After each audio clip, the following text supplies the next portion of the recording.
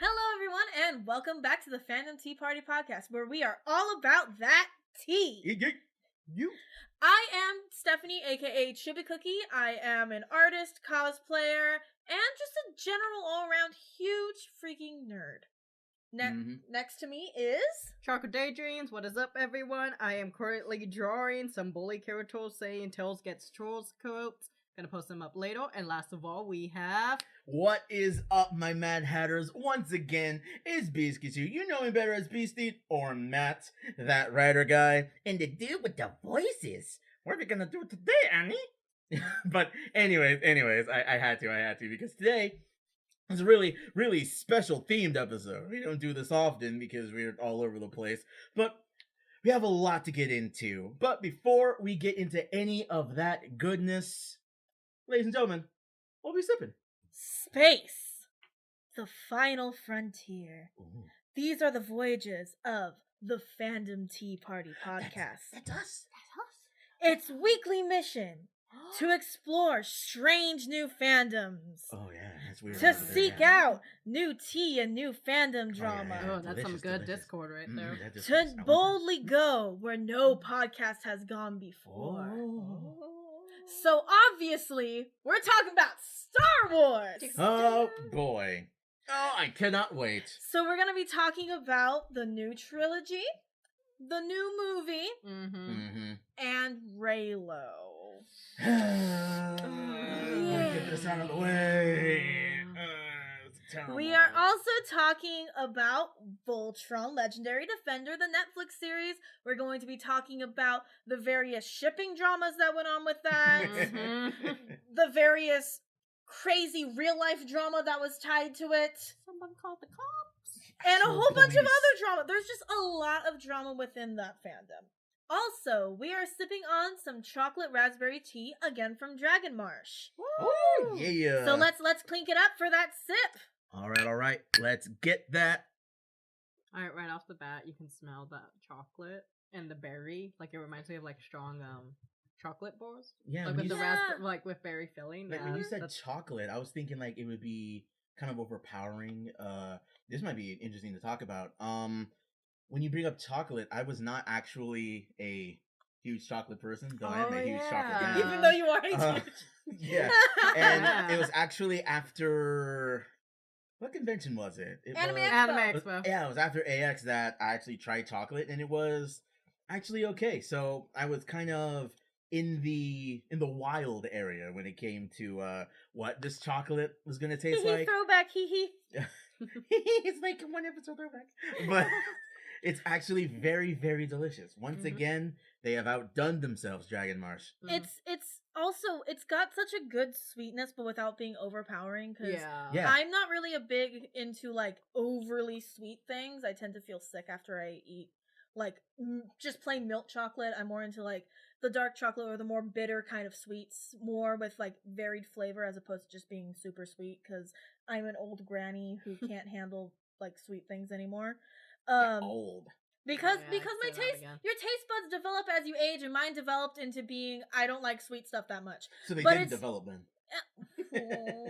But it's really like the balance of the sweetness from the berries and the chocolate mixed with the black tea. Also, if you buy this tea, it has little chunks of chocolate chips and little raspberry pieces in it, and it's so nice. Like when you go to brew it. Yeah, even the taste of this, I feel like I can actually taste the berry force, and then the aftertaste is more chocolate. Yeah, exactly, Jen. Yeah. It's so nice and smoothie, and it's like a pretty color too. Yeah, it smells really good too. It does.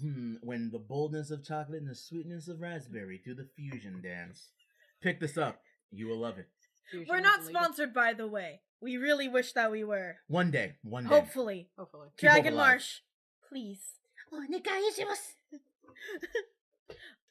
You know what's great about this tea too is the fact that we accidentally let ours sit a little bit, so it got like cold because we were talking way too much before we actually started the podcast. And I like to pour the tea before the podcast so you don't hear a bunch of like creepy tea ASMR, so you don't hear like glug glug glug glug clink clink clink clink clink clink. Sip Yeah. uncomfortably. I mean, if we wanted tea ASMR, we could totally do tea ASMR one time. But it's really nice, even cooler, which is really cool. That's a good thing about a lot of their teas. There's a lot of, on the back of their labels, they will say like, oh, this one's perfect for a cold brew. And I have a few of those that we're going to try out in the summer when it gets really hot. And then I don't want to make hot tea because then I'd like die from consuming more heat. I melt in the summer. The other cool thing is this is a bit off topic from exactly the tea, but I have this little shark, the silicone shark tea infuser. Oh, the boy. That I also bought from Dragon Marsh, and it's so cute. He is the man. He is a baby. I love him. The man, the myth, the legend. Doing the Mars's work there, Sharky boy. Thank you so much for your contribution. And this thing also goes good with treats. You guys can't see it, but we have treats as a treat for us in this tea time. We have Starburst, once again, not sponsored. But if Starburst could sponsor us, that would be crazy. Just no orange ones, because orange ones suck. We are the cherry gang. The cherry ones, the red ones are great. Always. Biscuichu and I are making the greatest sacrifice and eating all the cherry ones. It's a tribute. Not the cherry ones, the orange ones, sorry. It's also, all of the Dragon Marsh teas that I buy, I'm pretty sure all of them are loose leaf, from what I remember in their store. But what does that mean, the loose leaf? Loose leaf means that instead of being in a bag, you take the leaves and you scoop it up and you put it into an infuser. I have two, actually. One is Little Sharky Boy, and the other one's a little metallic, infuser. It looks kind of like a strainer almost, and then you pinch both sides together and you clasp it. And so what you do is you fill one side, or you feel the tail of my Sharky, and then you like put the parts together and you stick it in the water. The water's boiling, and then just ba-bam, it's tea. Wow, that is really, really informative. Thank you so much for that. Yeah, dude, I'm so glad we got to learn about it in like a minute. Yeah, only a minute too. That's all it took. That's all it took. Definitely. This will only make sense to certain people, but okay. Definitely not a waste of time.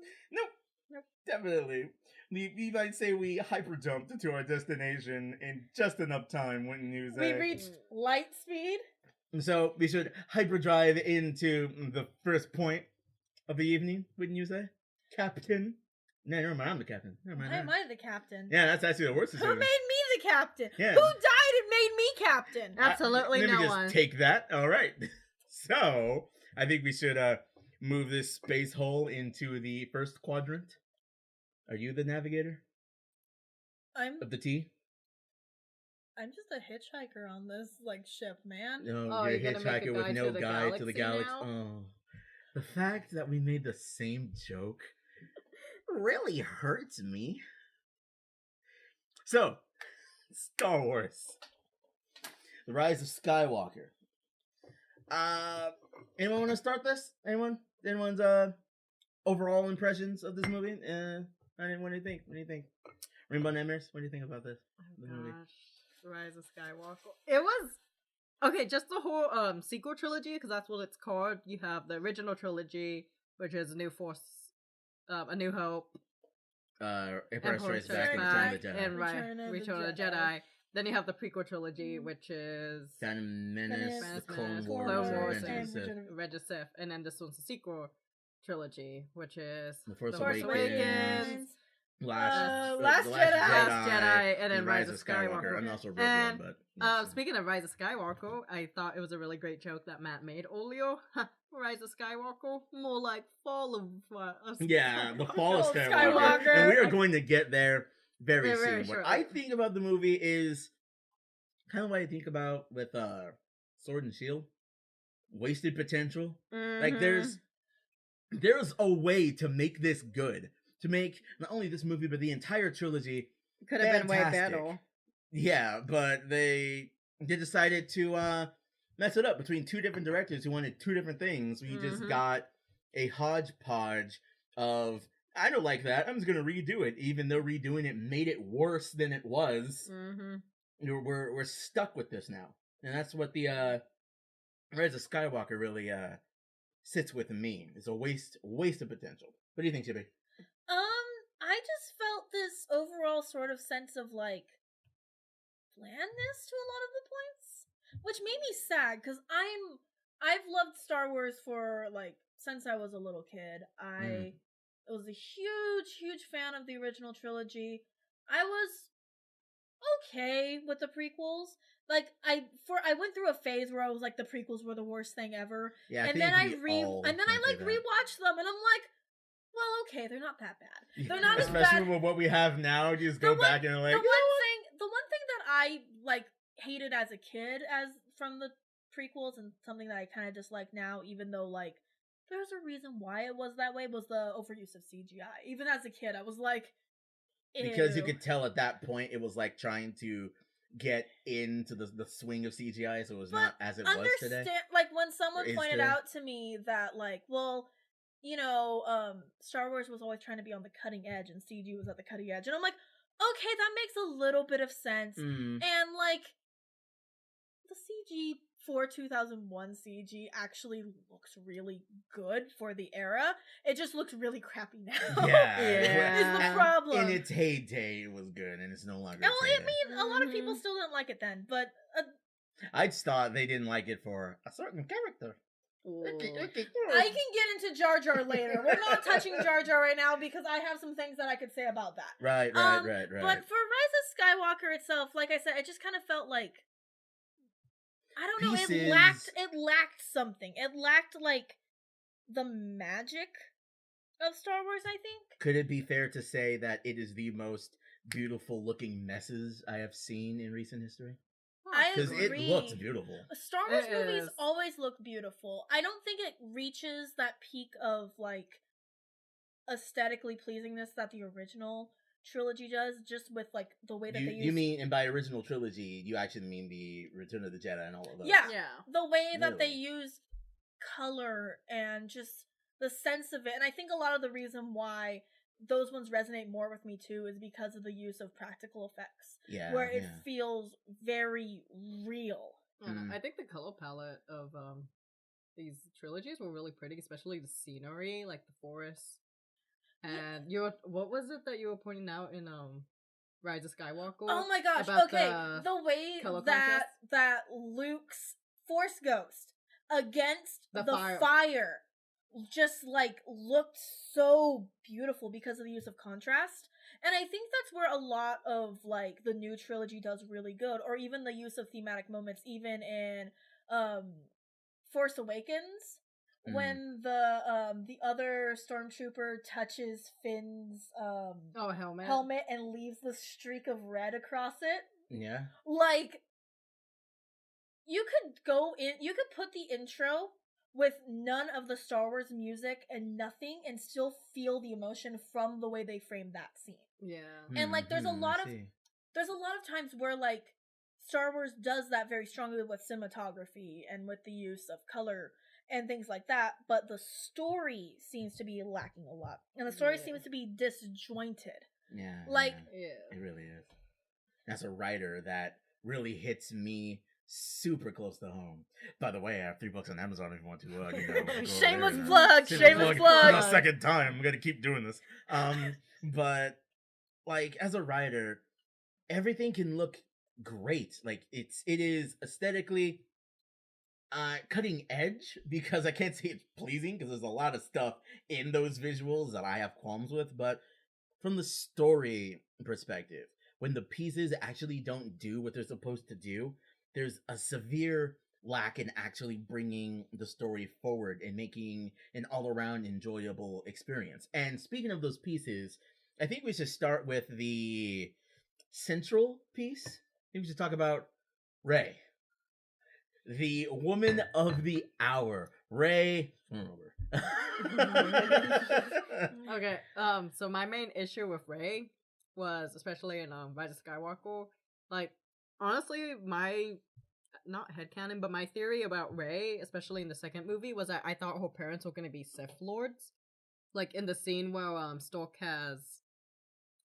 she and, I don't remember if Kylo's there, probably is, it's been a while, but, they're saying, like, oh, like, she's no one and stuff like that, like, her parents were nobodies. And that was in the Last Jedi. No, that was, like, that was, like, I think since the beginning, too, like, when really? Kylo Ren... Or are you saying when he said, you come from nothing, you're nobody? Yeah, you come from nothing and no one, but I thought it was... No, Anyways, continue. I think it was in the second movie as well. I think that was like stuff. Oh, just a continuation of that? Yeah, I think that's stuff that Kylo Ren has always said to her, like using mind games. But like with Rey, I thought it was gonna be that she was gonna be the complete opposite of Kylo Ren. Whereas Kylo Ren came from the heroes of the galaxy, the Jedi's and stuff. He came from the good side and he went bad. I thought Rey's parents were gonna be Sith Lords. And that she came from a bad side, but she turned good. It was supposed to be the complete opposite. And especially when they're in Snoke's room and those two the two red guards. The two red guards. I thought those were going to be her parents. It was going to be revealed that her parents were evil the entire time. Yeah, that's what you were talking to me about. Yeah, and like it would have made a very interesting contrast that good came from evil, and then evil. Evil. What came from evil became good, and what came from good became evil. She and Kylo Ren were supposed to be like opposites and stuff. Each other's followers, I think that's the term for it. Mm-hmm. But no, her parents aren't really important. They get shanked in the ship. They sold her off and get shanked and died. Yeah, and that's pretty much it. No, and then it turns out the most important person is, and seriously, do not watch this if you have not watched the Rise of Skywalker. But extreme spoilers. You probably should have started with that. Well, I mean, if we say in the beginning that we're talking about Rise of Skywalker, I think people are gonna be like, "Oh, well, I haven't seen it. Well, if I get spoiled, I get spoiled." They should feel that way. Yeah, but true. Spoiler warning. Like Kylo Ren. Oh, sorry. No, spoiler warning. Rey's grandfather is Palpatine. Oh no, I was gonna say, like Kylo Ren said, you came from no one, but your grandfather was someone. Yeah, like if he, but then that, going back to that scene, if he was just BSing then. Yeah. If Rey really came from no one, or this quote, he came from nothing, you're nobody, he didn't know that. Yeah. He just figured out who Palpatine was and was going to kill him. I think, okay, we're just going to go into Kylo Ren. Well, can I say something too, though, about, with the whole thing of foiling off of each other? I feel like their attempt was just like, oh, well, her grandfather can be something evil, but it's like, I don't feel like it has the same effect as, if it was her parents directly. Yeah. Like, with the fact that Kylo is the child of, Han and Leia, that, it has a stronger effect of him being the actual direct child of someone who is good, whereas she's just like the grandchild, and also it's of Palpatine, which we can go into later about. I see what you mean. It's like a degree of separation. Yeah, exactly. Yeah. She isn't. Yeah, that's kind of an issue. But look at her. Her bloodline is evil. But that is kind of a cheap. Not even a fake out. It's just cheap.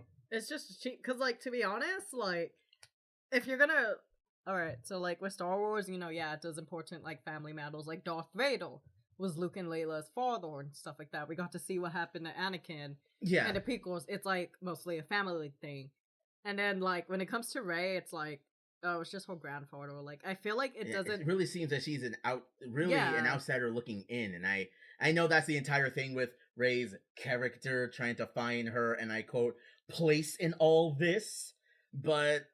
when it comes to her place in all this, she is really, if we're gonna keep with the whole, this is a Skywalker theme, it doesn't have anything to do with her. The story then should have been about Ben. Yeah. Or should I say Kylo Ren should have been about Ben Solo. Yeah. If we're talking about people that actually have strands and connections to the Skywalker name, and of course, Luke Skywalker would be his master. So it's right there if we're talking about, the familial lines and traits and how one family, changes the fate of the entire universe, both for better and for worse. Yeah. Well, that's right. It's more like she just got dragged into it. Yeah, I just got dragged into it, but she also happens to be the very best at everything. She's good with a staff. She's good with a lightsaber. She's good with a blaster. She was already good with the Force before she even knew what it was. The Force is more than moving rocks, and doesn't matter because she can move rocks. So it was an important plot point in the second movie. Yeah, because they were walled off. They had nowhere to go, and she just opens the way because she's now the Christ analog in this thing. She's Moses. Splits the rock sea. I'm okay with her being strong with a lightsaber since she has the background of using the staff already. Yeah. It But would have then- been but very then- cool if they would have given her like a staff-styled lightsaber. Yeah, that was and about to more say. than like what she has in her like evil version of herself, where it's like just like kind of jacking off of Darth Maul's like. Except with Except- pointy teeth. Yeah, Yeah. well, like it feels like his kind of like It's Darth Maul's thing Darth Maul's of the whole thing of these the- two things, and they become Yeah, Wow. I wish it would have been very cool if it's just like, you use a staff? Well, here's an extra long handled lightsaber. Oh yeah, Like, that would be super cool. that would be. It would have been more variation to, like, the Star Wars weaponry. But no, she Oh my needs God. Anakin's saber. Or No, was it no. Luke's? I just had an idea though. Like, if she was from a descendant of Siths, though, Mhm. like, what if one of her parents used one of those lightsabers? And so it's like a weapon for evil that she turns. Yeah, for like good? she probably didn't know that it was a Siths and stuff. She's just like, oh, it's a lightsaber. And it's I like, guess oh, it's when a she Sith. handles it, she can hear whispers of the Sith. Yeah, I see that. that would have I been see that. better. We're And, over like, here writing the movie, rewriting like- the movie. We're not even Like, at that I- point yet. And here I'm we still are. upset about Rey, and like, God, there could have just been so much to her backstory. And then another thing too, it's like, but like Palpatine, someone fragged Palpatine. Oh yeah, no, then- someone like- is actually responsible for this. For that, yeah, and it's also like her parents knew that. I'm assuming that I think it's her dad that was the son of Palpatine. So like, you couldn't, You couldn't tell someone with that much dark Force? side energy Oh, like- or whatever. Palpatine couldn't raise her dad to be a Sith. Yeah, and and if since it's so easy to mentally manipulate people, he's already done it with a man who would become Darth Vader. Yeah, So I don't understand, because that once again opens up a huge just bevy of questions, I should say, that go unanswered. Like, did She's wife actually hear him say, "Do it"? Like, Do it. that's happened. Once I'm gonna keep on this. That is, she's heard that. I'm just saying. Stop. But like, do it. Prepare to do it. them Them on the honeymoon. scarred and deformed. No. Them in the honeymoon. No, phase. he gets into the honeymoon suite and like says, she's like, "Have you heard the tale of Darth Plagueis the Wise?" Hun, I'm trying to sleep. I figured it's the story the Jedi wouldn't tell you. It just continues as he's trying to sleep. But speaking of characters that in moments that were wasted, my man Finn, the traitor. Oh my gosh, Oh my Finn God. should have. Okay, is it wrong for me to say that Finn should have been the main character? No. I mean, well, maybe not a main character, but definitely a stronger supporting character. Like someone who goes from indoctrinated stormtrooper to Jedi is a story that Mhm. practically writes itself. Because he is force sensitive. Yeah, Finn is like Finn's my personal favorite character from the new series. really. I like what his character started out as, and what his character could have become. I did like the fact that he went from being a coward to being a general. Mm-hmm. Oh, Like, yeah. wanting to abandon them, just wanting to get back, lying his way to get back to being someone who was willing to stay and die on the ship. Oh yeah, and to go give his friends down a with chance. It. Yes. Like, that character development. Only I to just be wish you ruined would by have- Roast Tico. Like he did I just more. wish you would have seen it. I wish you could have seen more of him. I wish that he would have been more integral to the second movie than just being a side plot of like releasing like yeah, like Yeah, the that's whole Jedi random. thing really could have been played up more.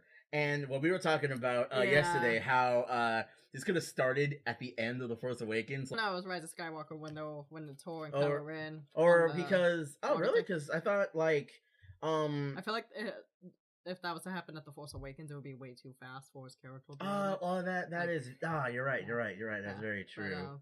the thing But we no, were but discussing- like the thing would be that Rey and Kylo are doing their fight, and Kylo's getting the best of her, and Finn runs to block this lightsaber swing. However, he throws his hands forward to take the attack, and the lightsaber is halted because Finn is now force sensitive and he gets thrown back because he's accidentally using the force and he's looking at his hands like, what is this? And that would have been a very high point for his character. And then after that, he could have gotten regular Jedi training and it would have been both Finn and Rey together. They would have been a duo. And I think that speaks volumes for you, Tiffy, I would say personally. I ship Rey Finn. We were not even at the ship parts yet, but thank you for that confession. But yeah, so a waste kind of like Poe Dameron.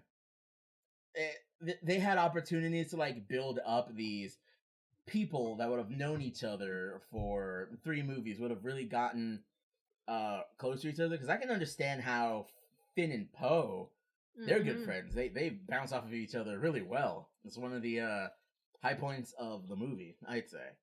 But then you just have Rey, who for the majority of her time tends to go off by herself, even to the detriment of her friends. Tends to get them hurt and in trouble, like how she hurt Finn. And BB-8. And nearly killed Chewbacca. Oh yeah, Chewbacca died because of her. Right? Quote unquote died because it was a fake out because Rian Johnson really loves subversion. Okay. Controversial opinion. Chewbacca should have died. He has suffered so much. He could have finally been with his friend. Yes, just let him, man. He's lost his best friend. Lost the dude he helped save the galaxy with. Lost the person who married his best friend. Don't forget, he was also with Anakin, who was in the prequel trilogy. Oh, that is very true. He also, like, C-3PO also should have stayed, like, gone. Oh yeah, the whole fake out with him losing. It wasn't even a fake out because he's like, oh, R2-D2's memory banks, blah blah blah, wouldn't have a backup, and it has a backup. And I'm like, you did this in the first movie already with the R2-D2 thing, like, with C-3PO calling what R2 is going to do, as like this won't happen. And then it just happens because Rian Johnson really likes that. C-3PO, him getting his memory gone had no stakes. Yeah, it was really fake because... Although someone did say a very sad thing. It was actually my cousin told me this, that someone speculates that when he's like, let me look at my friends one last time, he's actually pulling in his memory banks a picture of like Luke and Leia and Han and R2 and Chewie. And I'm like, ugh! But if that was in the movie, that probably would have gotten an emotional rise out of me. Just would have made me cry. B footage of his friends. That would right? But no, that's another wasted opportunity. Why does this phrase keep showing up? I don't like it. Speaking of things I don't like, the whole Hux thing. Oh my gosh. Okay, so Hux. You're gonna take this? I mean, sure, I'm just bringing it up, but I was just mentioning about, to explain. So, they have a spy, and guess who the spy is? And I'm so sorry, Nightmares. It's just like not even the fact that they're talking about the spy, and the directors have the audacity to cut to Hux while they're talking about the spy makes it a surprise if you are under 10. Are you serious? Like, if you're going to do that, it should, like... it should be several other people in the room so it could actually throw you off with subversion, Mr. Rian, that, it wasn't, but it was. But then also, if you're gonna have a Hux be the spy, that really needs to be set up, not set up in a way that's visible, but set up really inconspicuously, like, hey, how did you get free in The Force Awakens? Like, I don't know, it was like the thing was open for me, and it's like, wait a minute, he was the one from it's always been him. Yeah, you know? like, there was no build up to it, it was just literally random, like, I'm the spy! Oh, yes, the spy for the first that wasn't necessary. That spy? That's it's like, and it was just really cheap. Like, I feel like it was just a really cheap tactic to redempt him. Yeah. Yeah. Oh my goodness. We're gonna go back to the whole redemption thing. I just want to say his reasoning is, I don't care if you win, I just want Kylo Ren to lose. Yeah, especially since we see, like, how dedicated he was to Smoke and, like, how, Smoke, whatever that guy. Supreme Leader Snoke. You said smoke, and I immediately thought of Mortal Kombat. Smoke. Smoke. Yeah, but like he's dedicated to Snoke, and then he's all like, "No, don't frag up Kylo Ren." Basically, Yeah. And it's like I just want Kylo Ren. Like that's just something that's that so would be childish against too. it. Like, really, you're gonna essentially sack the entire First Order because you're a little miffed that a Sith is better than you. Really now? Mm-hmm. They're that's Ginger pansy boy. honestly, just for him to die and then another Hux takes his place, essentially. Yeah. And like it was also just I just felt like it was a really cheap way to redeem him. And then they suddenly got some new villain dude. Yeah. But yeah, the whole redemption thing for Hux. Kylo Ren, well, for Hux, I mean, if they're gonna make the spy, if Hux is to be that character, you should be able to see little bits and pieces of it if we were to watch the movies closer, and that would have been a bigger revelation that would have probably made that character. So even if he was going to die, we would feel something for that, because it's like he was always an ally, but he took all of that vitriol if it meant that his side would win. Mm-hmm. And like if his death had like no importance, he died, and I was just like, And that was it. Yeah, like no, He gets shot in the chest, and that's it. like bye, like okay, bye, I guess. On to the next scene. Like there was some leaks though that were posted on 4chan that said that Hux I guess was supposed to live because he and Layla joined forces and he had assembled the Resistant fleet, and they also engaged with the Sith forces over Hexagon. And it's like, he could have, like, if they really I don't see did... why, if he was going to get Chewbacca free, why wouldn't he just escape with the rest like of them? he could, like, I guess that was a cut that Yeah, might be one a of delete those. scene. Yeah, But it's like that would have redeemed him more rather than I'm letting you guys go because I want Kylo Ren to be destroyed and stuff. It's like just wants him to lose. It's so childish. petty. It's Yeah, really it's childish. petty. But if characters are to die, some of them should really stay gone. Oh my god. Talking about the very end of that movie. But just also the fact that Ahsoka Tano, that means she tear marks. But whatever makes Rey even cooler, because now she's all the Jedi that ever were ever, except Finn gets feelings, which I thought was a Jedi thing, but whatever. He just needs to say he has a feeling because everybody feels now, but that doesn't mean you're a Jedi anymore, because she is. And it's like, oh right, almost forgot. Speaking of the final thing, we don't get there until we find a knife, which points us to another thing, which points us to the thing we need in order to get to Exegol. It's just a gigantic fetch quest, this movie. Just one after the other. And what if something happened? What if different parts of the planet like settled? Or what if the parts of the fallen Death Star were to just like, continue to dilapidate and deteriorate over time? And so she goes to hold the thing up, and it's just like What? she's going around the whole time. Yeah, She's like, what? "Oh." That's not the part. And Or you know what? That might have made a more interesting part. Is if it was broken down. Talk about subverting tropes. How about that one? Rian Johnson with a subversion. But, like, he also murdered her once. I think I had said that before. Yeah, he murdered her parents. Yeah, if you ruined the map knife, you don't get back to Exegol. So, I guess you deserve to die in a sandpit, which is where it was this entire time. Even Master Luke Skywalker couldn't find quicksand. He could not find quicksand. He's had some experience with quicksand too. Sorry. Yeah. You would speak callbacks, but whatever. It's fine. Everything is okay. Except it's not, and it kind of makes me feel with all of these gripes. Did the sequel trilogy really have to happen?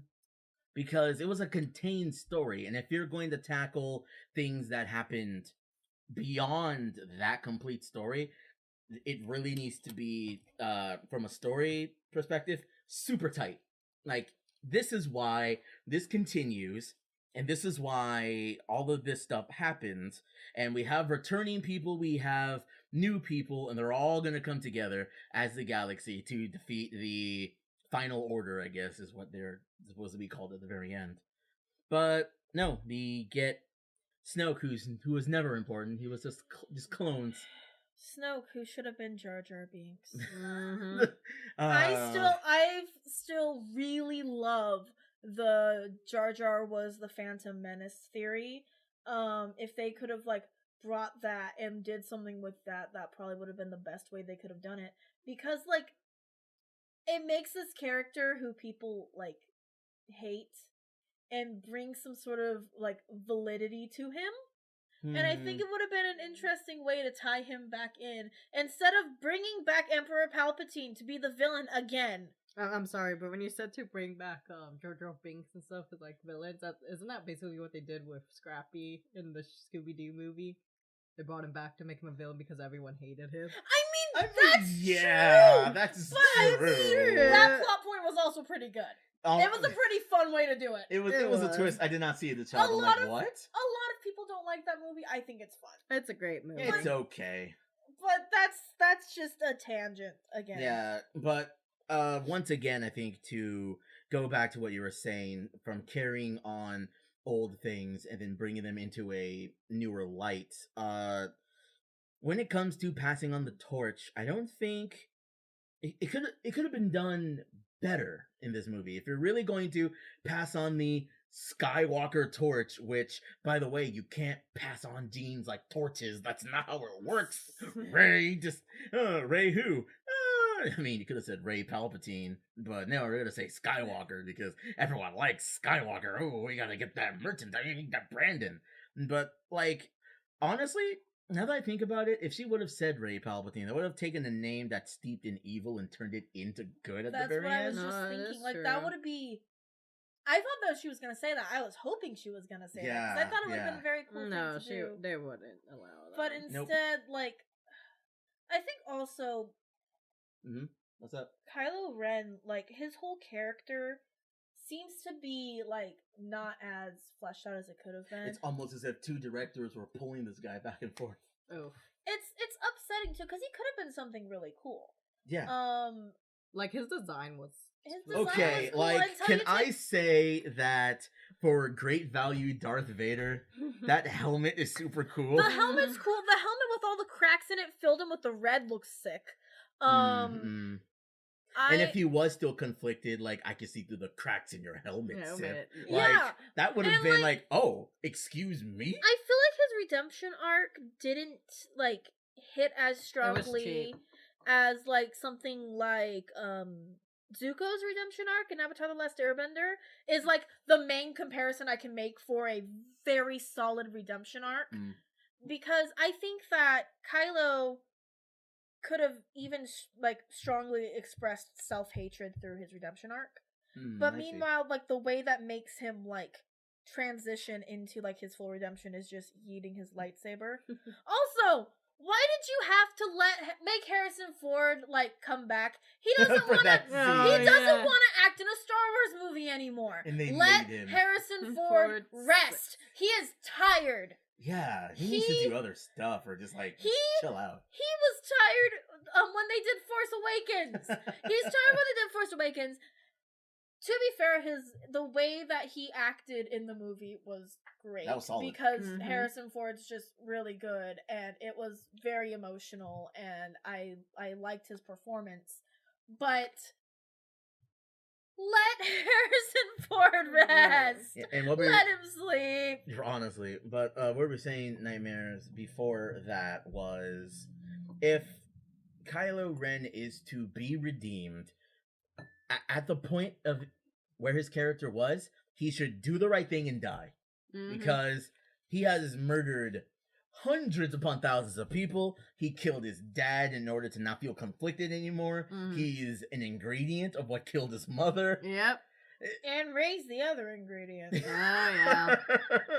And he has mentally and physically abused Rey. So, like, if he is going to be good, it should be his final moments of of walking finally the good Jedi path that he was meant to from the beginning. But then that's it. But no, we can kiss that goodbye. I think we're at the parts where you can go off about the fandoms and the shippings now, if you so wish, Chibi. Okay. There's a lot of fandom shipping wars that have happened within fandoms, especially on Tumblr. I myself I really like Ray Finn. I think that one is cute. I think that like they balance each other out pretty decently. They could have had Jedi training together. Yes, it could have been. It could have been really cute. We could have had it all. Rolling in the deep. Rolling in that deep, man. Rolling in the ships. But, a lot of people are also upset on Tumblr because Finn Poe didn't happen. That's a very popular Tumblr ship. And we got like 1 second of representation.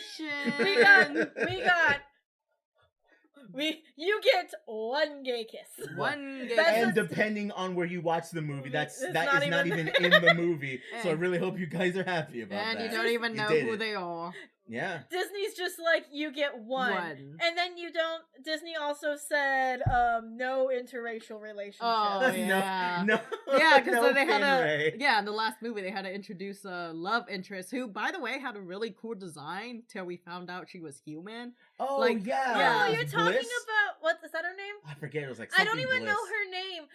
The chick that looks like Daft Punk. It's got like Daft Punk mixed with Rocket Man. Jango Fett looking thing. Like she's really cool, but then they're like, yes, you were with Poe Dameron, and then we introduced the other person who's also an ex stormtrooper. Yeah, like who I feel like Disney was trying to pair them together, but I feel like if they ever make a sequel again, they're gonna pull a Luke and Leia on us and be like, sister! I mean, because in the second movie, they could have had Finn with Rose, but then they cut out Rose's character and Rise because people hated her so much. People, you have no idea. People like actually legitimately like bullied the actress off Twitter. Really? They were like being like really racist. They were being super racist and horrible to her. That's not good. Then there's a whole bunch of stuff with Raylo. Way too much stuff. Unscalable mountains of garbage. Like, there's no problem if you like these different, like if you like Raylo. I'm not gonna be like, oh, I'm going to like fight you in the streets. Yeah, we're not actually gonna bring a militia I'm together. not. Like, yeah, that's him. I'm not that invested in ships where I'm going. And I'm not to, even invested that much in this Star Wars ship to even combat people on it. Like, you can have it if you want to. It's just, it's trash. But there are people out there who would actually do that. Yeah. There are people out there who actively harass people. One of my favorite things was, I don't have it saved on my phone anymore because I got a new phone, was the screenshot of an Ask Someone sent someone on Tumblr anonymously, which was, what are your... Because it was on a compilation of, like, things, like, weird, like, crazy Raylo shippers have said. And it was like, what is your source that Finn is black? Oh, God. I remember that. It was... John Boyega. Oh, there's my source. It was so funny to me because it's, like, one of the things, too, that people say, like, about, like, being against, Raylo is the big old thing of, like, well, why are you racist for shipping that? And for that, I'm like, well, no, okay, it's not a racist thing. It's not like, oh, I'm against, like, an interracial couple, blah, blah, blah. A lot of the people that ship it aren't like that. I can't say all because there's gotta be at least, like, one or two out there that are just like, no blacks. Yeah. Gotta keep them segregated. Like, no, Jen, no. Yeah. Got lots of melanin, you will be doing hard time. Oh, no. But honestly though, with that, I should probably more explain where I stand with it. It would be... Okay, how do I... Ooh, okay. Hold on, Matt. You're stepping into a minefield. You gotta be way more careful than this. So, if you're going to ship Raylo, I can see the allure. I can see through the veil of the Sith, okay? I get it. It's young adult novel garbage. I mean, stuff. Yeah. But Yeah. like, it's, and for that reason, I can see its pull. Honestly, from a writing perspective, you can. I'm not a girl, but I can essentially throw myself onto a persona like Rey in order to put myself next to Kylo Ren. I see that, and I'm not gonna say that was what they were planning, but it is very, very interesting how those things line Are up. you slightly positing that Rey is a blank slate character so that female fans can put themselves onto her to imagine themselves with Kylo Ren? That Those are secrets only the Sith actually know. makes a lot of sense. Sith science. Sith Science. science. But all from just once again from someone who does writing, that would be something. Well, it's underhanded, but it would be something I would do in order to place the two characters together and just say, "What do you think?" That Honestly, actually does make a lot of sense because there was a lot of Kylo Ren, like especially when the Force Awakens, there was more Kylo Ren stuff. I remember for Valentine's Day, I actually got a freaking heart-shaped chocolate locker and it has freaking Kylo Ren on it. Oh Like my- it has him with his mask and his stupid lightsaber. Oh my goodness! And I actually got it and I have it and I just like store tins.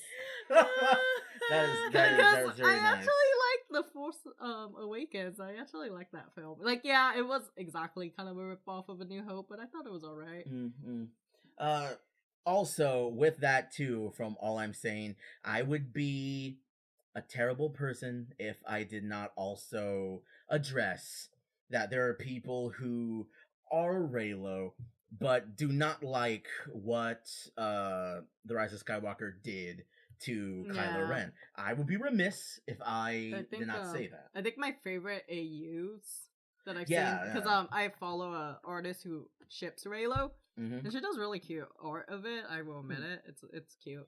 I think my favorite AU that I've seen people do is the ones where both Kate. Oh my god, I can't remember. Rey? Yeah, Rey and Ben are like classmates in the Jedi Temple, stuff like that. Oh. Like that stuff is cute. That's cute. And like there's parts where I've like seen stuff and I've seen people draw things and I'm like, okay, that's a very cute like way to put it and a good way to see it. It's not my personal thing that I like, my personal ship that I like. Mhm. And like I can understand some of the appeal too of like the bad boy gone good kind of thing where Yeah, it's like you could yeah, essentially it's fix like- him it's like a fixer Sue. That's it's like Right. every like- shoujo manga. It's also like the thing with Zuko because we could probably get into this more when we do an ATLA episode. But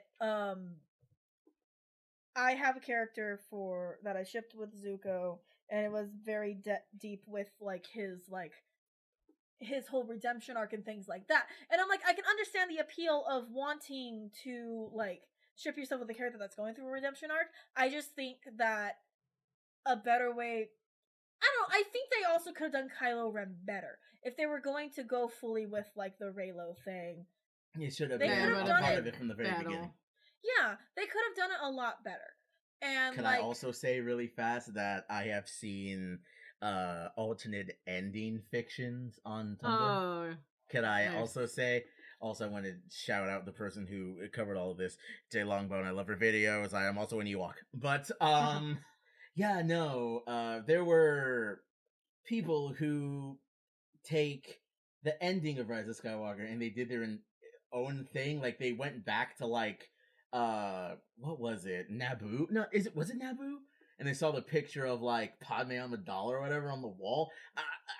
This is all like weeks ago memory, but it is an actual thing. And sure, if that's what you want to do, okay. But when it starts to go into attacking the actors, that is where I have to draw the line. It's fictional, fine, whatever. I don't like it, but you can do whatever. But when you're harassing Adam Driver so much that you want his wife to suddenly and violently disappear so that he and Daisy Ridley can be together yeah. so you can ship real life people, that is creepy and scary, and I don't support it. We can That's where I, Pikachu, stand on that. yeah, There's that's when also- like fandom goes too far That's when it going way starts too with far. attacking like real life people or attacking the actors, even with what they did with the actress for Rose of bullying her and like saying some like legitimately really racist stuff to her, or even like I feel like, and we're having that happen right now with Finn's actor on Twitter. Oh, John Boyega, Yeah. he said one specific thing and everyone attacked him for it. It was a joke, essentially. Yeah. He joked about Raylo, essentially, and they dogpiled him. Yeah, but he did have a valid point. Yeah, he Like, did. he Could did. I... Is it safe to go into that? Send Because us it's some Ani hate on Tumblr. We have our inbox Yeah, open. and on hate. Send it to me. I don't even go on Tumblr. hey, if you send us hate, that just means that we're getting more. That means also we're getting more people to interact with us. Hey. it also means we're right. You fans took it way too far. So Speaking don't of prove- fans that take it way too far in this shipping, I think this is where we talk about the next fandom that had a lot of issues of that. Did you guys have any other last points that you wanted to say about Star Wars first? The sequel trilogy could have been so much. Okay. Color Ren died with a good with Ray. Moving on. I mean, that's not a comment I read on Instagram or anything. Hey, I'm just reporting, man. Do not shoot the messenger. Okay. I mean, Finn did still have something that he had to say to her, so. The ship lives. The ship lives. Yeah, apparently he was just gonna tell her that he was force sensitive, which was really dumb. Oh yeah, because like you would have thought that it was like about romance, but no, he was just gonna say that he was force sensitive. Yeah. I'm sorry to kill your shit, but like we saw the kiss, so I mean, let the past die. Let the past Kill die. it if you have to. Kill it. Do it. Do it. Do it. But honestly, though, so I think our last point is do it. So now next what we are doing. Speaking of the old and the new, I think it's very, very appropriate that we go on to the next piece of the party, and that is Voltron, Legendary Fandom. And DreamWorks. Oh, and DreamWorks, yeah. Personally, for the series, I actually I went into it with pretty high hopes. I can't remember where I ended up stopping, and it wasn't even anything where I got like really annoyed with like how the story was going. I just ended up stopping because I got busy, and I was like, oh, I'll go back to it. And then I saw stuff that made me not want to go back. Because it was right when they were going to release a new season, and it was around a convention, and I didn't have time to watch it because of the convention. Mm-hmm. And then after that, like, people started posting stuff about, like, all of the things that they did, like, with that. And then I was like, oh, well, maybe I'll watch it later. And then the last season came out. Yeah, season 8. And then... Season 8? Season 8. It had 8 seasons. It ran for 8 seasons. 8 seasons. How do I not remember this? How do I not remember it being 8 seasons long? It's 8 seasons, but like most of the seasons were like 6, 7 episodes. That's probably why I think season 6 or 7 had like 13 episodes. I think I like binged a bunch of seasons at once. I really liked like the first couple of seasons. It reminded me because I watched my dad and mom showed me sounds like a weird Great Value version of Shulk. I'm not failing it. That's how he would sound. I don't like that. They showed me Voltron when I was younger, and I was like, oh, this is fun. I enjoy this. And it was like right around when I was getting into anime anyway. The old one or the new one? The original Voltron. Ooh. And I was like, yes. This is the thing. This is my heckin' jam. They take it's like that very 80s cartoon, like feel with the dub, and it's got like the robots and all I will form the head. Yes, all of that. And I'm like, okay, I'm here for it. And so I watched the first episode like right when it came out. I think I watched it even with my dad, and we were all just like, okay, this is cool. I'm kind of here for it. I was surprised that Shiro didn't die in the first episode, because in the original one, the Black Lion Paladin just like died, and it became a running theme in like almost every series of him to just die. Ooh, get wrecked Rest in peace. But then there was also Rest in peace. There we go. And then there was a lot of like stuff too with fandom drama within that series, which is why we're talking about it. Really, Can I just say really fast? No anon hate. I am someone from the outside looking into Voltron Legendary Defender. I've seen it. I've seen the way it looks, and personally, I stay with the original. I'm sorry, guys. I'm sorry. You can take your pitchforks away. All I'm just saying. That's all I'm saying. Did you even watch up to season 1? I have seen bits and pieces and criticisms on what it could have been. Yeah. So I know things about it, but I haven't watched all of it. You should watch at least the first couple of seasons. Yeah, that's what I've heard. 1, 2, and 3. They're good. I like them. There's a lot of characters that I love, like Hunk. Hunk is my boy. Oh, big boy. Hunk is like the best character. Hunk and Corin, yeah. Corin. I love him. Both of those characters. Allura's also great. Allura's good. Like those are like the 3 characters where I'm like, yes, especially Hunk. Oh, Hunk and Shay. Shay's also very good. The little good rock chick. The rock chick. Oh my gosh, they're so cute. Okay, sorry, tangents about characters. What we're really here for is like the tea. This is like some actual legitimate, like kind of crazy fandom drama.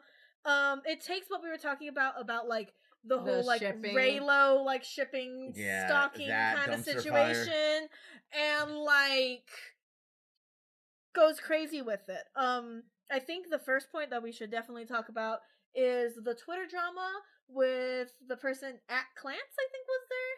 At Clance, yeah. At Clance. At Clance. Yeah, so at Clance. It was just a normal person. I believe they did real estate, right? Yeah, her name was Karen Lance. So she just combined her name to make it Clance. And I'm trying to pull up the screenshots right now. Oh my goodness. Yes, there is screenshots about it. I actually went on her Twitter to see if she had anything still. She deleted everything. She gave it a remake, which is great. Wow.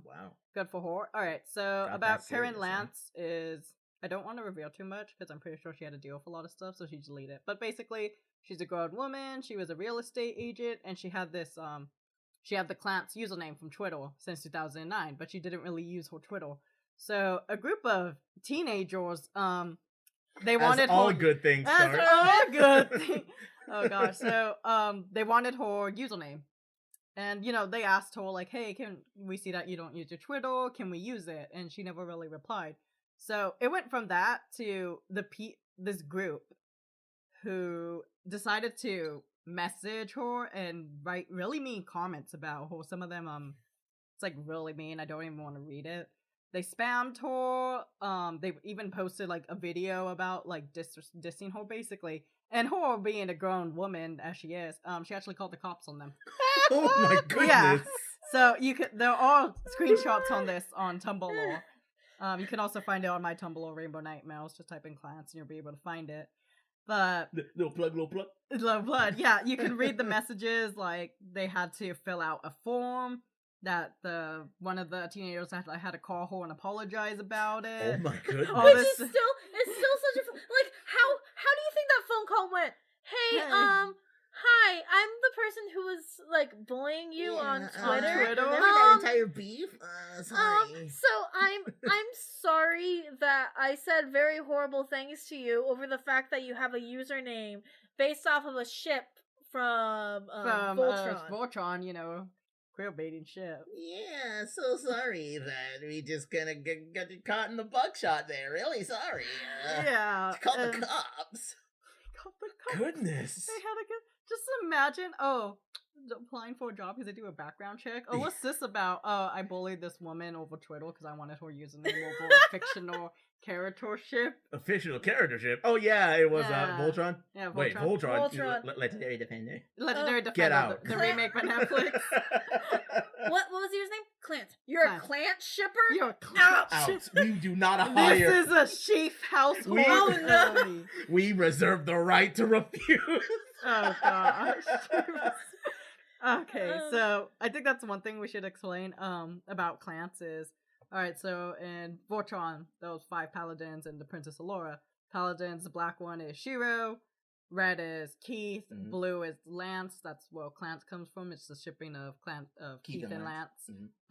Yellow is Hunk, which is Best Boy. And green is Pidge. And can I just say, just because you mentioned Pidge? All right, so I'm gonna take you guys on a little story, little story time with Biscuit here. So it was very late at night, like 1, 2 in the morning, and I'm laying in bed, very comfortable bed, and this thought just came to my mind. It was just Pidge, and I was like, oh, okay, maybe I'll just look at some stuff about Pidge.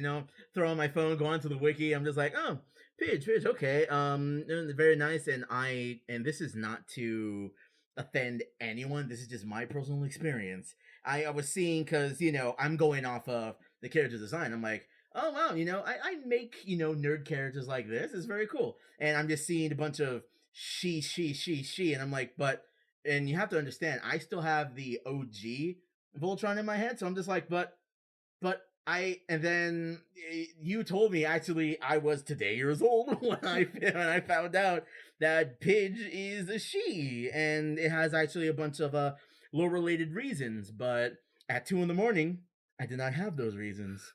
I just laid back into the dark and just thought about everything.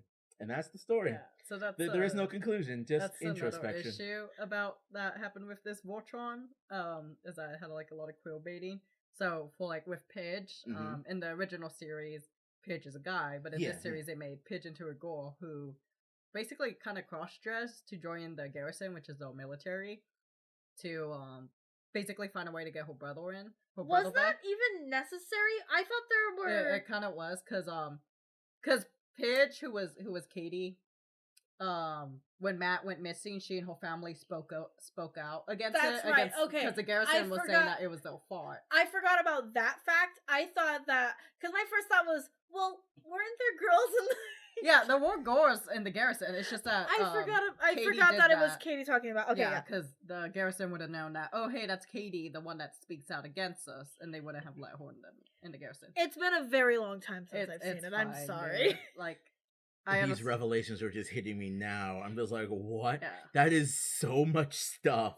Yeah, so that is one thing about this Voltron. Yeah, there's this reimagining of Voltron. Like, it's nothing wrong with it, but it did have a lot of quill baiting, and that's what was one thing about Pidge, was that a lot of people were expecting Pidge to be the trans character, which would have been great, and we're going to get to it later, but DreamWorks said no, and we'll get to that more. Wow. But starting with, like, because we were talking about ships and stuff, so those were the paladins. Shiro, Keith, Lance, Hook, and Pidge.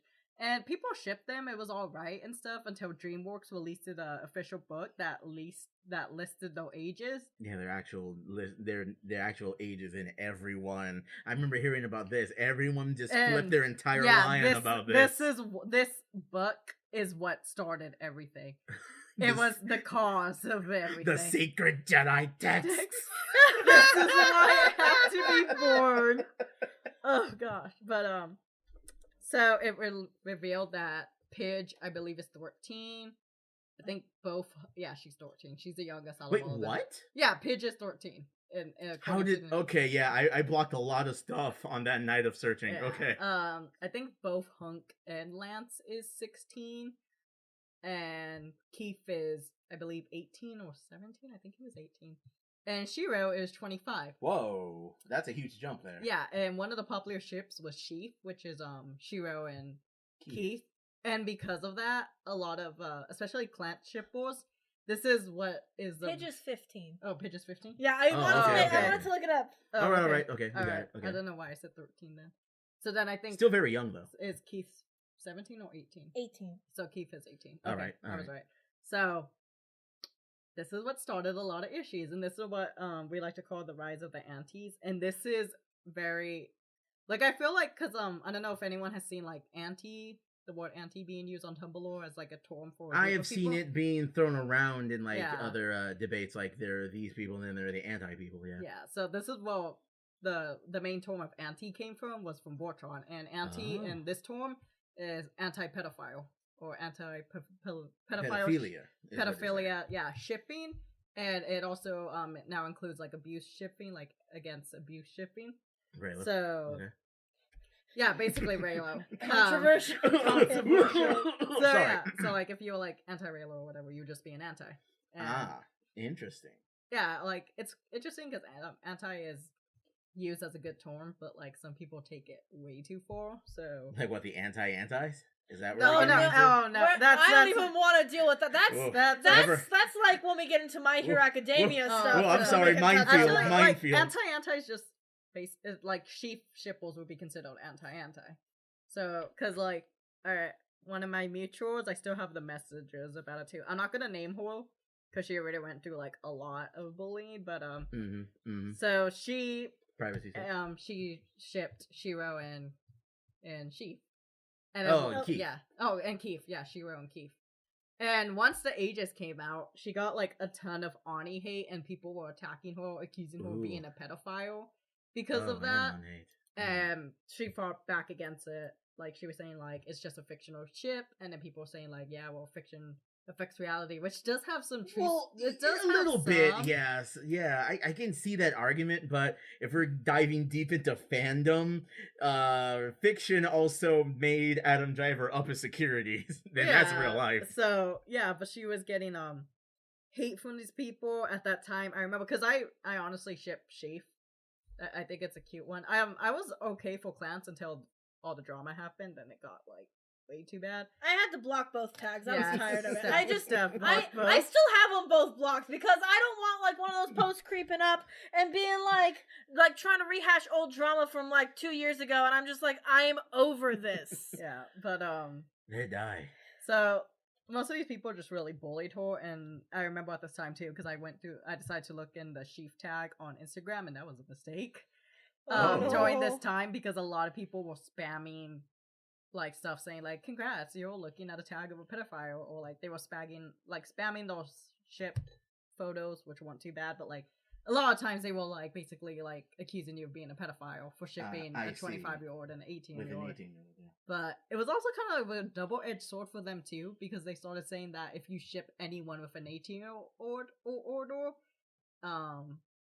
you're a pedophile as well. But they also shipped Keith and Lance. Lance is 17 and Keith is 18. Wouldn't that be more closer together if we are to use that logic? Yeah, like the logic is really weird. It varies. Like I remember because one of the people who sent my mutual hate, I went on their blog and they ship Yuri. Yurio and Odabek. Yurio and Odabek from Yuri on Ice, and Odabek is 18.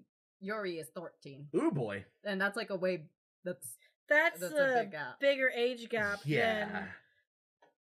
Than... Ooh boy, I didn't. Yeah. And like, I can I see points from both sides. I tend to lean more on the side of when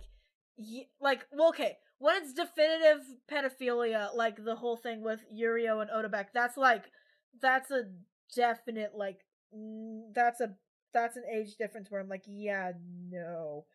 Even the whole thing with Sheath, I feel like that age difference is like really like a huge age gap, and I'm kind of like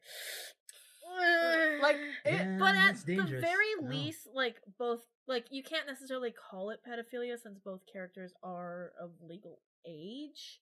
Because but at the it same being 18 is what but at the same time, it's still like a kind of like, I don't know. It skirts. It's kind of like I don't want to say it's a gray area, but it's definitely one of those undefined spaces where a lot of things do and do not apply. But even then, with all of that, I think that actions on both sides from people involved within this are like really bad when it comes to bullying people over stuff like that. Yeah, like, that's where it shouldn't go.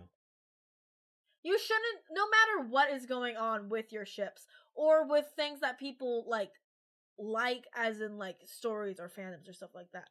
Bullying other people over like what they like in it, if it's not anything where like it's actively harming someone or actively encouraging the harm of someone or like anything like that, I think that bullying, or just, I can just say it like this, bullying in general. Don't do it. Piping hot take. You would think that with these different portions of the fandom, it would unite people rather than separating them. Like, hey, I like this. Well, I like this. Why do you like that? I like this for reasons. Well, I like this for reasons. Oh, that's cool. All right, you can like that and I like this. But we both are nerds and we're all together. I think that should be a cause to unite people rather than make them into war camps where we are sending anonymous hate over the barracks into people, you know? So that was a lot going on with that. And then another thing about like clans too was that we had it also that also made it look bad on clans shippers and antis in general was there was one clan shipper who got a trip to go to a Korean animation studio, one that did Voltron, and I don't remember if this was like before season 6 or 7, one of those, but they took photos of the animation process, posted them online, and basically blackmailed DreamWorks on like Twitter and stuff. Like, I remember hey, if you want those photos removed, make Clans canon. And I'm pretty sure that just made it even worse because like we already had people sending like basically hate letters to like some of the DreamWorks producers and like the writers and stuff, but this made it way worse because it made like because the studio they even said that they would have gotten legal troubles because of that, and this is what you could made it worse. And I feel like this also just reflects this made like I guess like showrunners and producers and studios be aware of like fandoms, and I guess this just showed fandoms in a really bad light. Yeah, really negative thing where it's kind of making a disconnect, if anything, with the producers and the fans. Yeah. This was actually half of the reason why I removed the term fandom in reference to myself from my blog and stopped referring to myself as being involved in fandoms. Didn't we talk about that while you did? I can talk more in depth about it when we touch on a certain other fandom, because there's another fandom that was the primary reason, and I don't want to get into it yet until we drift over to that fandom, because that one might just be that type of fandom is definitely a single episode dedicated to the whole fandom kind of fandom. I definitely can't wait. Hopefully you guys can't wait. But I think that there's a lot of issues when it comes to fandom shipping drama like taking a turn for the worse, which sucks because I don't want to say I came from an era because it makes it sound like it was long ago, but it really wasn't. It was. Oh wait, actually, I'm saying that, and I'm like, it's almost a decade ago. Yeah, was it? But like, I come from the time of like when Homestuck was big and the shipping drama that we had with that. I was on the outside looking into that too. But even then, it was never something where it was like you get into fights over it. I have never seen a car cat fist fight a Gamzee. I just want to say, poison. I came from the time of, and I wasn't even involved in like the Homestuck fandom at the time, but I came from a time of going to conventions and seeing the Homestucks flooding the area, like the Hetalius. The Homestucks and Hetalius that still congregate in the pit at Anime Expo. in the hall pit. It's the Homestucks, it's the Hetalias, and it's Undertale and Danganronpas. All of the people that hang out in the Kentio Hall pit, where they coagulate. You guys are my people. I just want to say, you guys are my people. Like, and I feel like even then with like the stuff with Italian, like older fandoms, we never had this. That's true. We never had this fierce anger towards each other. Like this animosity between one if I could use the terminology, between one camp and another. We were all on the same. Well, to use that again, we were all on the same side. We have different opinions and things I like, or you like, or I don't like necessarily, but it was all contained in this area of we are here to be disgraces. Really? And then the other thing too was like, if you didn't like a ship, you would just block the tag and move on. Just not talk to them. Like, dude, just close your eyes. Close your browser, dude. Yeah, like everyone just would block it. Like I have a lot of things blocked that I'm just like, okay, yeah, I don't care for this ship. I'm not gonna go around and like harass people. I over actually this go shit. out of my way to antagonize a fight from different people over the internet, which, if you guys are going to the convention, will be the only time you ever see each other. Like, and there's also the thing too where like I think people are conflating an issue like into being something when there's like the actual issue. Like, yeah, don't ship pedophilia. We can all agree, like, yeah, That's unanimous, yeah. that's not a good thing. Pedophilia in general, yeah, Yeah, no, Not but a when bad look. Not a good look. when you're like when you compare that with something else where it's like, okay, yeah, but that's not like, yeah, you can more say it's creepy.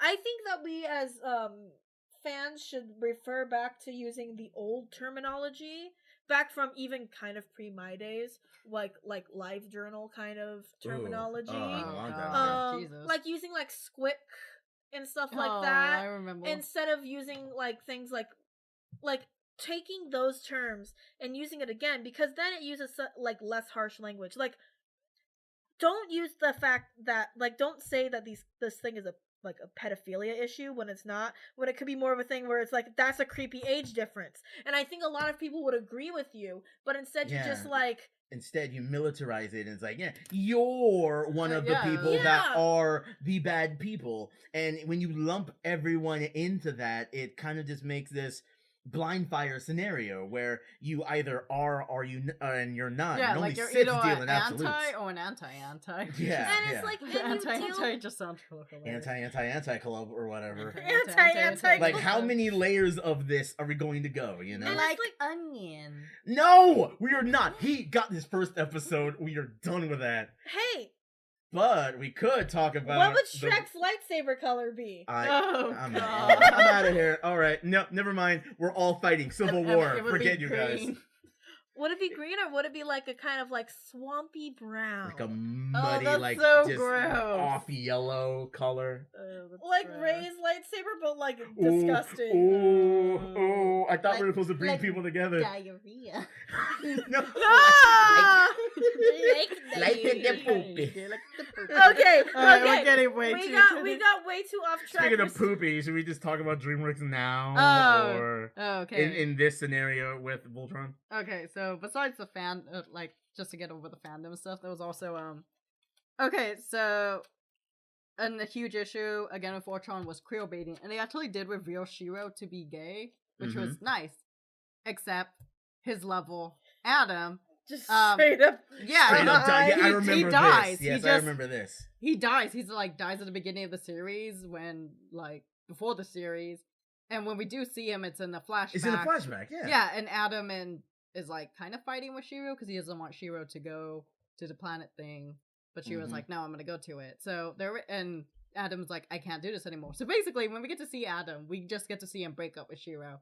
Then Adam dies, Wow. and then even more of a punch to the face because like. The thing about Voltron was like the Rydals and stuff. They were always talking about how they were going to put LGBT representation. It was meant to be Yeah. inclusive. With And inclusivity and in even mind. Netflix released banners of Voltron with like Shiro having the rainbow pride flag and stuff. I it see. was supposed to be a representation. It was supposed to be good. Shiro ends up marrying some dude who we don't even know who his name Some is. random. Yeah, like we Rando. do get like a kiss on screen, but it's just some guy who we don't even know his name. So it doesn't have any narrative impact. No, it doesn't. And like it's just like what was even the whole point of that? For just like a checklist. Yeah, like, they just could a have made checklist. some sort of story tie, but They could have left Adam to be alive and then him and Shiro can like make up and stuff, but see, but then they would have to write something at least stable.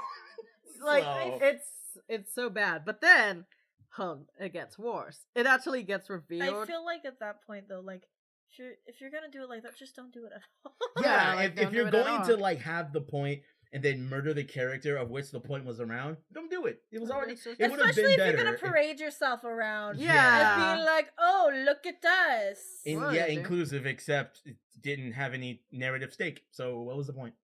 Yeah, so Maybe you were saying it gets deeper than that. yeah, it gets deep into that. So it gets revealed, like I think after a year after Voltron ended, that two of the writers, Joaquin Dos Santos and Lauren Magani, they were like the ones that mostly pushed about like how they were trying to put LGBT representation, but DreamWorks said no. Turns out DreamWorks was actually pretty cool with it, but they just ignored DreamWorks, and they also had like LGBT employees to like help them and like consultate them on how to write, LGBT characters. They just completely ignored that and just wrote that terrible ending. Wow, so that is essentially missing a layup. I want to let you guys. I'm going to let DreamWorks know that you missed a layup. It was there for you. Yeah, like no, DreamWorks was totally fine with it. Oh, like, I mean the writers. I'm sorry. But the writers who were all like, "Oh, they won't allow us to have LGBT representation." No, they could have had it. They had the okay, but they pretended that they never did. Yeah.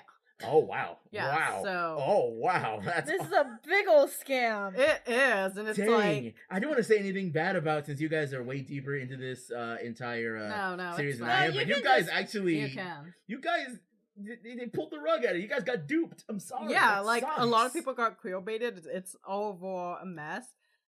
Thankfully though, like DreamWorks is cool with it. You can see that with the new show She-Ra.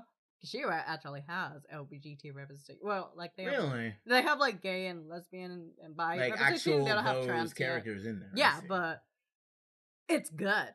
She-Ra is what Voltron wanted to be. But the ones with the narrative stakes. But that's what happened in Voltron. It was a disaster. The fandom was made it bad too. A bigger disaster. Like I don't want to bash on throwing gasoline in a dumpster fire. Like I get it. Like the fandom has done sweet stuff. Like I remember, I forgot which one of the writers it was. I'm pretty sure my mutual named them. Let me see. But he was like one that was getting all of the hate. I think it was Keaton. He was like getting like a lot of hate from the fandom and stuff. Yeah. And they actually did a day dedicated to him. I forgot what the hashtag was, but it was basically like saying that he's like good and that he doesn't deserve the hate and stuff like that. I can't remember it. That's still very nice of them to have thrown something together like that. I know a lot of like times too where like fandoms with bad raps have done a lot of good things. Like a topic that we're gonna probably touch on another time in detail. Like with bronies there's been a lot of times where like that fandom which has like probably like the worst reputation. You could say some parts are radiated, yeah. There's a very bad reputation with it. But for good reason, I guess. But there's also been a lot of times where like they've come together to do a lot of good. Donating to charity, doing charity auctions at conventions and stuff like that raise like so much money, taking care of those in their community, donating to a lot of GoFundMes, making sure that like the children in the community.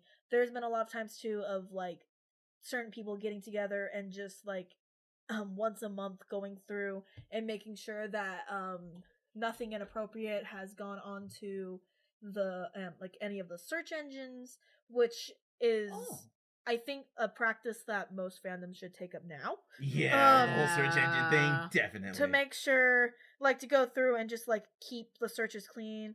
Most especially for fandoms that like have a lot of children involved in them. I would say even anime now, because anime is it's starting to dip its toes into the mainstream. Yeah, like there's a lot where like I think the practices that like a fandom that has a bad rap has done good things, and I think there's a lot of cases of that. And I think that the fandom of something shouldn't be painted by the worst parts of it. Like you shouldn't look at the fans of something by the drama, by the points, even though those are the most prolific points that people talk about. And also to come at it from the other side of the coin, those parts that are vitriolic shouldn't be ignored, and we should definitely, especially for the younger fans who were like us at a time, just starting to get into stuff that'll be carried with them for the rest of their lives, they should be able to have the same safe and fun and fantastic experience that we have. Sure, some would be a little more jaded from the times, but we really need to understand the rigid parts of the fandom, but also let us and others coming after us experience those good things too. I think it Mhm. should be fair and safe at the same time. Yes, and also protect fandom babies. The little babies, please. The little I kids. saw a Small Mite a long time ago, and it made me Oh. so sad. It was great. No, Like, remember the Pokemon family cosplay? Yes, Aww. And like the baby- little baby, the baby Mario and the Togepi. Yoshis. Yes. That was cute. Like, I think, like, we need to remember whatever fandoms we're in, like, to make sure that the children in the fandom are getting a good experience, and, like, I just think that bullying within fandoms is a problem. It is definitely It a is. problem. It's one side, all of us collectively hitting each other in the face. We're all there for one reason. We should be able to enjoy it as a whole. Look, well, But like, also, if your writing is bad, I know someone you can hire. Please, I need the cash. Plug. oh gosh, man, I was gonna say, whoa, a bunch of Nords. We can't bully each other. Yeah, we were. We all belong in the How are we locker. gonna- Yeah, we Yeah. were all there. How are we going to, like, take each other's lunch money? We're the ones whose lunch money needs to get stolen. Hard to swallow Oh, God. pills. Hard to swallow- You are the same as the bullies. If you bully someone in the fandom, you've learned nothing. Oh yeah. Like, and I think it's this thing too where, like, as long as it's not, I need to preface a lot of these things because, like, there's a lot of people who will claim bullying when it's really just like, An no, opinion. Yeah, it's either an it's opinion. either the thing of an opinion or it's like, no, you have, like, been confirmed as being, like, someone harmful to children. So you are not being bullied. This is just facts. Oh, you mean, like, they're Yeah, we're just victimized? bringing your case forward, and this is Yeah, what you've done. And I think there's a distinction too where it's like, oh no, this isn't being bullying. This is literally just an opinion. And I think there needs to be the distinction of that. But I think there also, like, don't bully other people. I think that's a good message to take away from this. Just don't. Just don't do it. Like, Don't, like, bully, like, other people in the fandom or other shippers or, like, people who actually work on the show or book or whatever. Yeah, they put their time and their energy into making this. Please respect them and respect everyone else. There's this quote, and I forget the person, but the way that you can distinguish a very intelligent mind is to hear another point and not adopt it. Like, you can Mhm. understand where they're coming from. It doesn't change you, but you still respect what they're saying. And that really needs to come back. If anime and everything else is coming to the mainstream, let's bring back being nice to each other. That's such an old series. It needs a reboot. I do think this does have to be said though, because they're all like, you know, content creators who do like, I guess, don't really want to use this term, but problematic stuff. Like, Well, you know, yeah, like, no, and that's another thing too, because there are content creators indeed, and that's something that do needs to be problematic addressed too. stuff. They do awful things, and it would be terrible to be a part of something that is tainted like that. But I think that also brings up this idea of separating the art from the artist. Mhm. Like, you And can I still don't think- enjoy what they did, but not really stand for what they do. But if everything is in all in or you're out sort of thing, it really does put a lot of people who are just there for the good stuff in a tough spot. Oh, no, Like, they have to I pick was a also faction. gonna say, like, when it does come to like problematic stuff like that, like, I'm not gonna go into detail about it, but Mhm. stuff like that, like, again, even though fandom is about us or like being united, you could always, you know, block someone. If it gets to that point, please, Yeah, just honestly, block do the them. right thing. Block them. Tell someone immediately. Don't Don't like start, I guess, drama over it. or like if they're starting drama, you would feed into it by antagonizing them back. Just honestly, just block them. If they're being mean, just Yeah. don't even interact, because that is not what anyone is there for.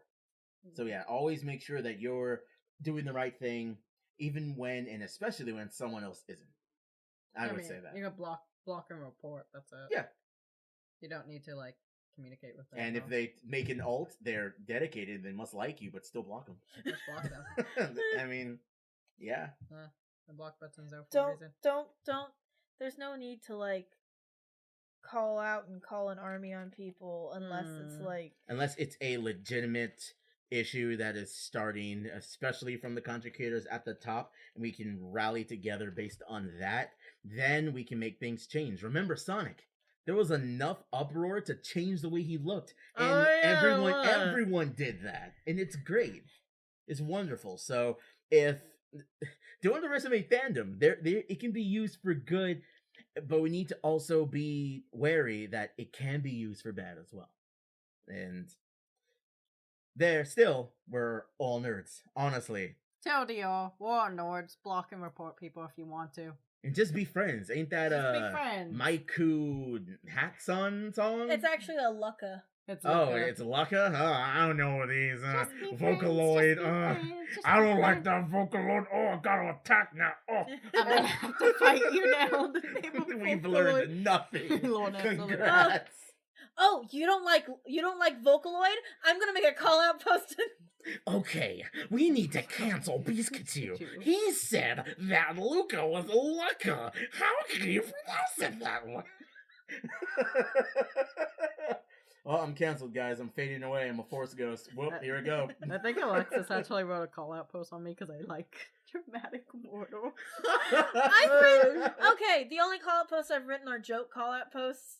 I think I've written one for each of my friends just because I'm like, well, you know what? If I made one for one, I gotta make one for all of them. But legitimately, I think that we just need to remember that no matter what, like, if we have differences in what we like, differences in our ships, differences in that, we need to embrace the differences and enjoy each other for those differences, because not everybody needs to be same-minded, like, same opinion. And sometimes it's good to get a difference of opinion in there. And that's why, like, I want to hear your guys' opinions for whatever we've talked about. If you have something that, like, you think completely differently from us, go ahead and tell us. Yes. Like, let us know. We have a bunch of different outlets. We are on Tumblr. We are on Instagram. We are on Twitter. We have YouTube that this is posted on. Leave a review on Apple Podcast app. Preferably a good one, but if you think this is garbage, leave 5 stars and then tell us why it's garbage. But seriously though, honestly, did you say for them to write call-outs for us? You can write a call for us. That's you can at Biscuitsu, at Chibi Cookie, at Rainbow Nightmares on Tumblr. You can slide into our DMs on Tumblr and Instagram, which is at Fandom Tea Party Podcast. Leave comments, reblog posts, leave comments on our Instagram photos. Oh, I found the call-out. Tell us that we suck. But honestly though, guys, I just want to make sure that this point really gets across, and I don't want to forget it. You guys can do so much if you're together. Be a part of the lion. We're much stronger that way. And you know what? I'll see you guys, you Mad Hatters, in the next one. Always remember to drink that tea and get that chi. All right, yes. Next week we are going to be talking about indie games. Oh boy. There's a lot. We're not going to spill the tea just yet on who we're talking about. And also, I forgot to mention, we on Twitter, we are not Fandom Tea Party. We are at What We Sip In. And make sure that if you make a post about us, about anything with us, tag it with hashtag What We Sip In. Post pictures of you drinking tea. Share some tea recommendations. And tea recs. Sip some tea with us. Take a picture of you sipping some tea while listening to this podcast. That would be double deep. I like it. All right. We love you guys. I hope that's not creepy. And we will talk to you next week. I can't go back to jail, man. I can't go back to jail. Come and take me. I ain't going back. Ain't that John Mulaney? I think so. All right. We're out. We'll see you next week. Stay sipping. Sippy whippy.